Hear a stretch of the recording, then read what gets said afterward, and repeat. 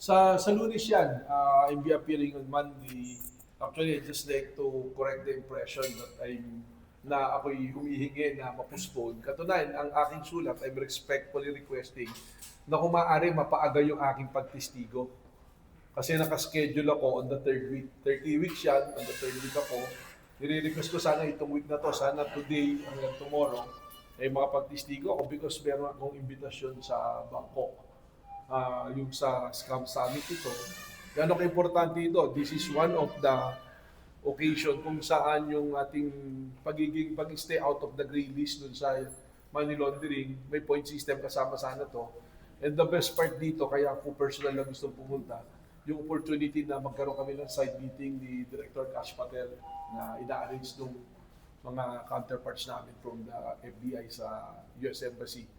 Because of our success doon sa mga most wanted nila na ibalik na natin sa kanila, he wrote me a letter of congratulations and gratitude.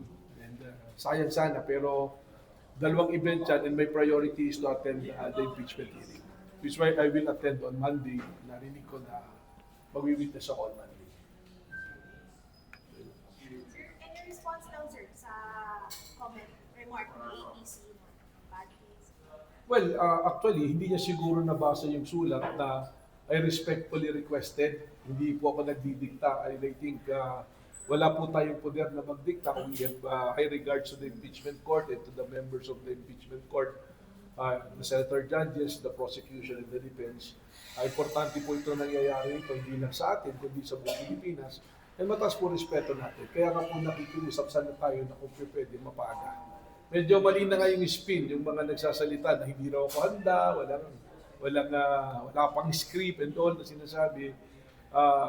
Anytime po, wala naman po tayong bagong sasabihin, kung anong ating sasabihin, kung ano po yung nandun na sa mga dokumento at ebidensya.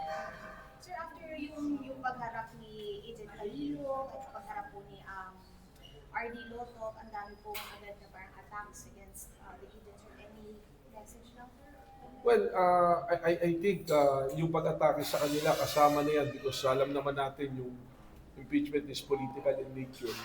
Yung mga hindi kaya-kaya sa kanila at palagay nila ay naaalagay sa alanganin yung kanilang kakampi na pinipili sa politika ay umatake. Pero alam po ninyo dito sa NBI, kung saan dinadala ng ebidensya, ng facts, ng batas at ng proseso, ay doon po natin dadalhin yan. At lahat naman po yan ay may record po.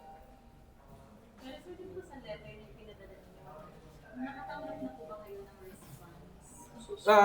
Walang written response. Yung letter kasi hindi ka naman sa impeachment court pinadala. Sa prosecution yon because yung prosecution has the option to kung ano yung strategy nila to present. Yun naman yung practice dyan eh. Actually, I don't have to wait for the subpoena because under the law, yung subpoena naman is the way of the court to compel a witness to be present. Kung voluntary ka naman pupunta, hindi naman na kailangan ng subpoena.